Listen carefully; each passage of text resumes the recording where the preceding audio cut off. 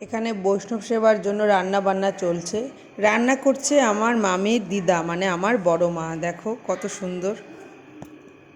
এক নাম শেষ হওয়ার পরে এখানে বৈষ্ণব সেবা হবে, আর তার জন্যই মামি দাঁড়িয়ে আছে ধুনুচি এবং প্রদীপ হাতে করে। কারণ যারা বৈষ্ণব তারা বসে পড়েছে, তাদেরকে অন্ন সেবা দেওয়া হবে, সেই কারণে ওখানে অভ্যর্থনা জানানোর জন্যই ধুনুচি এবং প্রদীপ নিয়ে ভেতরটাকে পুরোটাই ঘুরবে, তারপরে ওনারা খাবেন। এইভাবেই অনুষ্ঠানটা হলো। বেশ ভালো লাগলো দেখতে। আমি অত নিয়মকানুন জানতাম না, আজকে দেখে বেশ ভালো লাগলো। তোমাদের এই ভিডিওটা কেমন লাগলো অবশ্যই কমেন্ট করে জানাবে। বৈষ্ণব সেবা হয়ে গেলে তারপরে আবার আমরা যারা আছি ঘরে তারা আমরা সেবা নেব।